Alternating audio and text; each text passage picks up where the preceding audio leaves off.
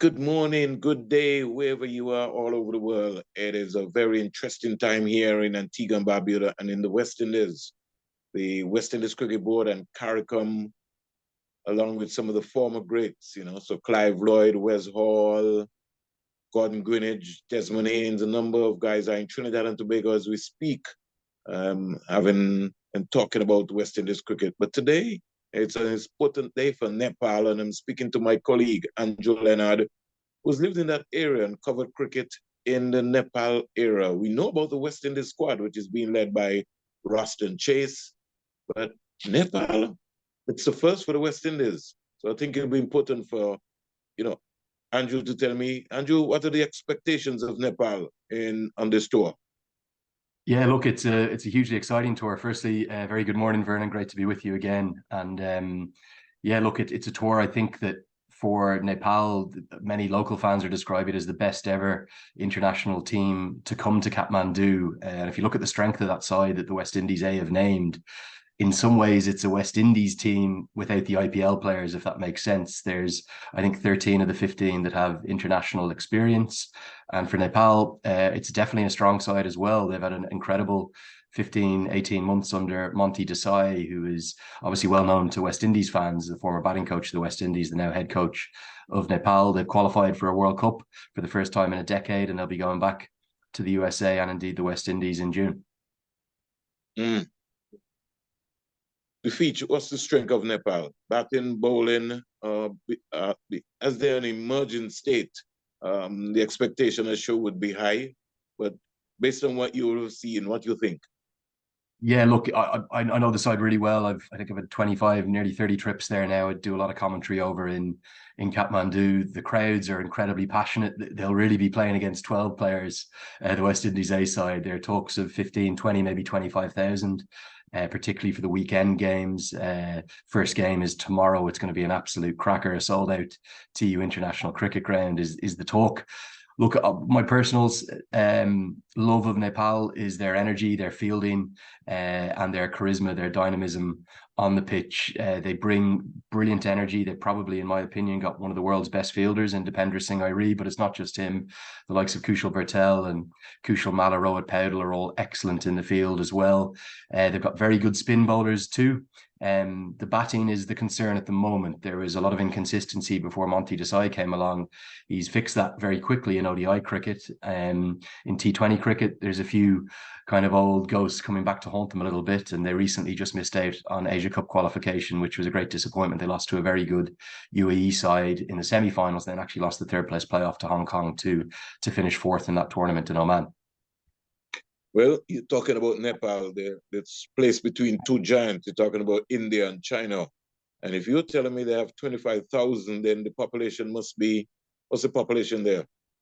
Yeah, about 31 million locals and then 5 or 6 million diaspora around the world.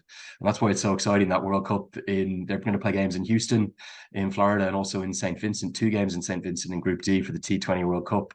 The Nepal-Netherlands game is already sold out in Texas, and I can guarantee you, Vernon, there won't be too many Dutch fans there. That'll be 10,000 Nepalis, I reckon, there.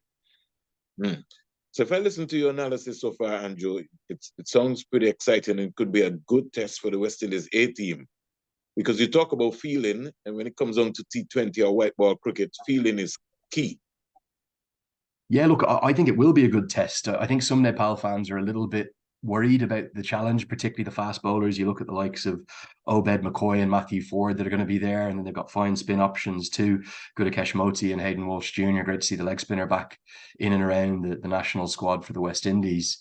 I just wonder if those fast bowlers, despite the helpful spinning conditions in Nepal, if they might intimidate Nepal a little bit. That's what we saw at the Cricket World Cup qualifier last year. Alzari Joseph in particular proved a little bit too hot to handle. Jason Holder was in the wickets too.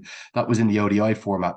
Nepal's real other strength is playing in home conditions. So I think some Nepal fans are worried maybe about losing all 5 games quite heavily and having a blow to their confidence in advance of the World Cup. I'd see a much more competitive series. The Irish A team that went there last month learned that big time. They got hammered twice by the Nepal senior side, beaten very heavily. And in the games between Nepal A and the Irish A team were very, very close. But Ireland Wolves did take those 2 series. So I think it could be a cracking series. And as you'll see from the broadcast, I've no doubt you'll be tuning in as many West Indians Indian fans will. The passion for the game there in Nepal, it's really second to none in the world. Well, you're talking about, as you rightly said, the West Indies A squad with about 9 of their IPL players: Andrew Russell, Kyle Mayers, Nicholas Poore, and Ravman Powell, Chopin Rutherford, Romara Shepherd, Alzari Joseph, Shimon Meyer, Shamar Joseph. We all know the story in the last couple of days. Sunil Narayan deciding that, he would have had enough, really. So, we just want to wish him all the best in his remaining cricket career. I know he played Super 50 last year for Trinidad and Tobago, so not playing or making himself available for selection for the West Indies team. And it is something which has been banded around for some time. And maybe the timing of it leading up to the World Cup, bearing in mind that the West Indies will have to submit their squad at, the least maybe by May 1st. I thought that was more or less a distraction, but thank God that he's made the decision loud and clear. When I look into the West Indies A-team squad, it's kind of have me a little puzzled, because I don't see Alex Athanaze really getting into the West Indies World Cup squad. I would have maybe thought West Indies would have been concentrating on having Athanaze go to England as a test player. But there seems to be a refocus of Athanaze maybe playing white ball cricket rather than test cricket. And then it's interesting that you talk about this, the pace bowling attack, because I think if one spot is up for grabs, O'Shane Thomas was in the last squad that went off to Australia. And to be honest with you, he's really looked below par. And there's been rumors, there's been talk also as to whether Shamar Joseph will be able to get an opportunity to get in the squad. I've said it over and over that if it comes down to 2 spots where you're looking for O'Shane Thomas or Shamar Joseph, you have to pick Shamar Joseph. Whether he's played T20 cricket or what before, he's just a more in-fit and ready cricketer than O'Shane Thomas. But I'm not Coach Darren Sammy, so we'll wait and see. And what I'm impressed about is how you have made the analysis of the Nepal squad, which means that feeling is going to be key. So if the West Indies don't back well, they can find themselves in some trouble. Yeah, I think what you'll see, and I really hope you get to watch as much of it as you can, as all West Indies fans will, the tempo that Nepal bring to their cricket is outstanding. In many ways, it's kind of following the template that the Dutch and Namibian sides have brought, some of the best associate teams in the world, in terms of doing all the small things, all the basics really right. They run between the wickets unbelievably well. They're as quick and as fit as any team you will see. The speed of Dipender Singh Airi, who of course famously just 2 weeks ago became only the 5th player in T20 international cricket history to hit 6 sixes in an over, joining the likes of Kyron Pollard, Yuvraj Singh, Jaskaran Malhotra, and also Herschel Gibbs. So there's power in their team. There's a lot of potential. Are they the finished article yet? No. Are there a few fans getting on their backs right now because of all the success they had initially with Monty Desai and maybe a few defeats over the last couple of months that have crept in? Yes. But look, I just think it's a wonderfully exciting team. The brand of cricket that they play is so strong. And I think the great thing about that West Indies A team that you're analysing so well there yourself, Vernon, is that there's an awful lot of talent in it, and every single one of those 15 is going to be chomping at the bit to make their case to Darren Sammy as to why they should be in that squad. I forgot O'Shane Thomas, another express pace bowler. It's great to have those problems, almost too many pace bowlers to try and narrow down. I think Obed McCoy on those wickets with the slower balls will be very, very challenging to play. Kemo Paul is a very fine cricketer. And then who knows, will it be Johnson Charles or maybe Andre Fletcher to put their hand up in a big way and say, you've got to take me to the World Cup. The boundaries in the TU International Cricket Ground, the main venue there in Kathmandu, they're not massive, but the bigger factor is you've got to remember you're up at altitude. So you're about 1,500 meters or so in the Kathmandu Valley, surrounded by all those incredible hills firstly, and then the Himalayan mountains in the distance, if you can see them. But 1,500 meters mean the ball flies. The batting wickets can be very good there. We saw the recent series with Namibia, the Netherlands, and Nepal, a tri-series that followed Cricket World Cup League 2 with incredibly high scores. 200 was passed regularly, and Jan Nicol Lofty-Eaton hit the fastest T20I century of all time. I think we could be in for fireworks. It's maybe the 5 most anticipated games that Nepal have ever hosted. Well, I don't want to tell you, look out for a name, Carlos Brathwaite. But there's an emerging star coming through in this squad. Very exciting. Kadeem Aline from Barbados, young prospect, poses a decent medium pace, so has very good hands, and his bat speed and his strength is just phenomenal. He reminds me of a Phil Wallace, and Phil even on Wallace. commentary, yeah, during the 4-day championship, I was very, very, very much impressed with him. What I think is going to happen is that this is his type of game. In the 4-day regional competition in which Ghana Harp Eagles won, he scored, I think he had close to about 4 half centuries.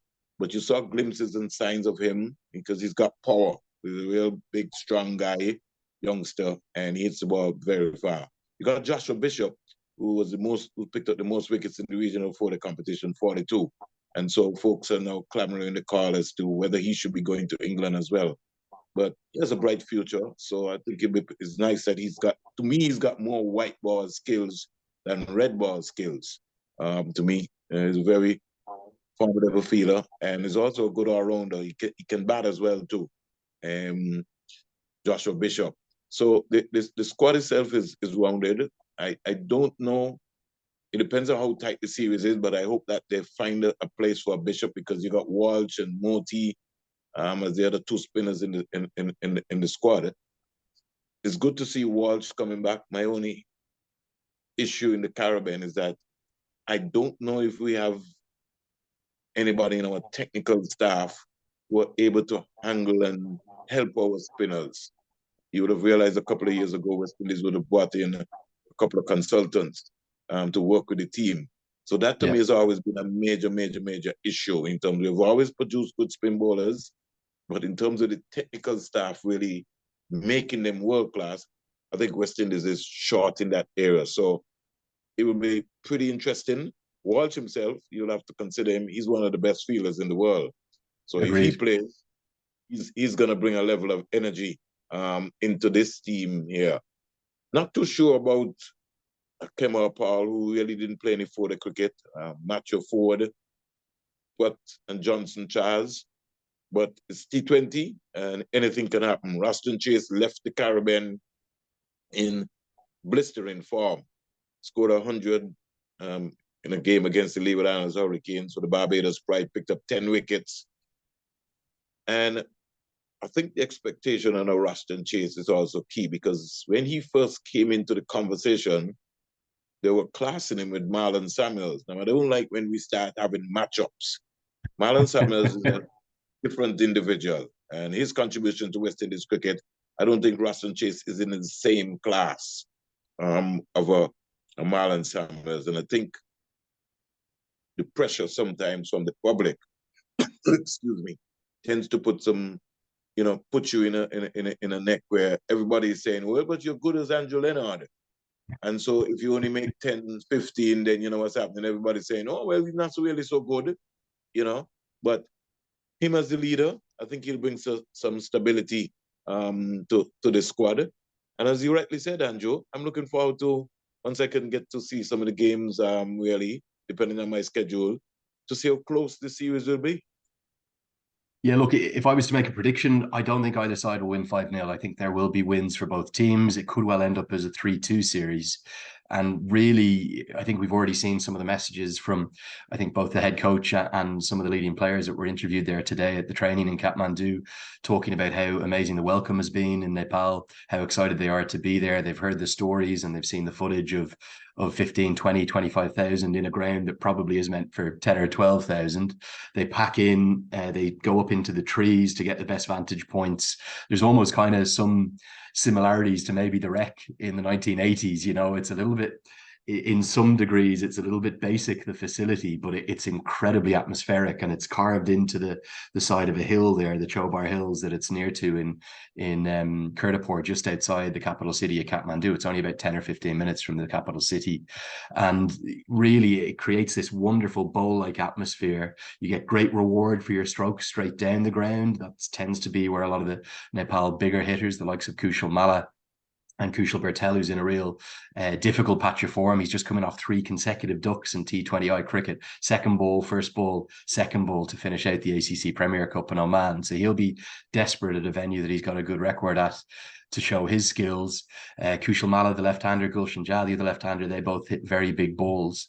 The one area of kind of a little bit of weakness historically for Nepal has been their fast bowling, but they've got two brilliant veterans in Sampal Kami and Karan KC leading the attack, who are actually both in pretty good form, KC in particular, and then Gulshan Jah, who's the young all-rounder, who's something that Nepal don't have a lot of, quite a tall, young fast bowler and hits the ball very hard. Alongside their death specialist, Abhinesh Bahara. They've only made one change to the squad from the ACC Premier. That's bringing in Arif Sheikh, the brother of Asif Sheikh, who had a very good series against the Irish A team. I suppose maybe the only surprise was no place at all for Kamal Singh Airi or Lokesh Bam, who are both very good performers against that Irish A team. And to me, that indicates that Monty Desai will pick his 15 from the 16 that they have here against the West Indies A, the 15-man squad for that historic World Cup journey that's coming up. I think they'll be one of the stories of the tournament alongside the likes of Uganda. You have to remember, Vernon, 9 associates at that T20 World Cup that the West Indies will co-host with the USA. It's the biggest and best cricket World Cup I think we're ever going to see. And just before we go, Andrew, can there be more support for associates cricket? And we tend to, because we are journalists, we tend to label what happens in football.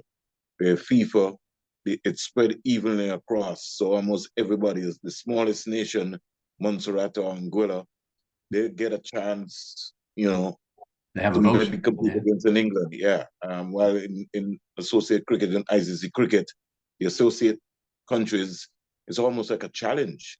And with all of the having to deal with the international standard, especially going to the World Cup, the preparation alone, they maybe sometimes just don't have the funds to be able to make these things happen. Yeah, look, there's no doubt it is a challenge. The funding that the associates receive compared to the 12 test nations is, well, it's chalk and cheese, really. There's almost no comparison. I guess I can't speak for the politics and how the funds are distributed, but what I can speak for is the quality of associate cricket. I cover it a huge amount. There's 96 associates now in 12 test nations.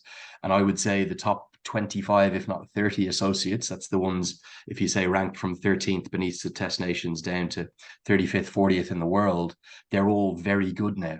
And they're all highly competitive. You look at someone like a Saudi Arabia, ranked 31st, 32nd in the world, beating Hong Kong last couple of weeks ago in the ACC Premier Cup. There's some great stories. We saw Vanuatu women yesterday beat Zimbabwe. That's maybe one of the biggest upsets ever in the history of the women's game. A small island of 300,000 people beating a test nation. That's why I love covering them. That's why I love telling their stories. The standard is better than ever. And I think what we're definitely going to see come the USA and the West Indies in June, we're going to see 9 associates win games. There will be upsets. Will it be enough to get 1 or 2 of them through to the Super 8? That might be a big ask, but don't rule out the likes of a Namibia, a Netherlands. They've been there before recently. Even in Nepal, they could go really well. Scotland are a fine side. And you have to remember, the qualification is that tough now. You've got a UAE team who've just qualified for the Asia Cup to take on India and Pakistan, who couldn't get through the Asia regional qualifier, and Zimbabwe couldn't get through the Africa regional qualifier. Uganda beat them. So look, I think there's an amazing story brewing next month for the associate game. 9 of the 20 teams are associates. Could they do with more funding? Absolutely. Can we control that? No, but they're going to be such brilliant stories, men living out their dreams of their nations and really globalizing the sport. It's going to be a transformative World Cup, I believe, next month. Andrew, you've really energized this conversation. So I think now the entire world now will be looking at this West Indies A-team Nepal series. The selectors themselves, Dr. Desmond Haynes and Coach Sammy, will be glued with intention. In fact, I think the entire Caribbean, because the way you've explained this morning, sometimes a lot of people don't pay attention to associate cricket, but they're the ones who always tend to come and upset the apple cart, because one could remember West Indies lost to Kenya already. So, hey, 100%. Cricket is the ball is round. Vernon, I'll finish with one thing, and I believe it's a gesture that I owe you. I can almost promise you a beautiful bottle of that finest Antiguan rum for you. English Harbour. I'm going to gift you that in celebration if I'll hopefully be in the Caribbean next month once we see the first associate win over a test nation. I'm guaranteeing at least one. I think there's going to be plenty of them. Don't worry. When you come the next time, I'll have your 10-year-old English Harbour from Antigua and Barbuda, because they are also now sponsors for the Antigua and Barbuda Falcons. So I'm going to make sure that I put that aside for you for the World Cup. Whether you win or not, that's coming from me to you.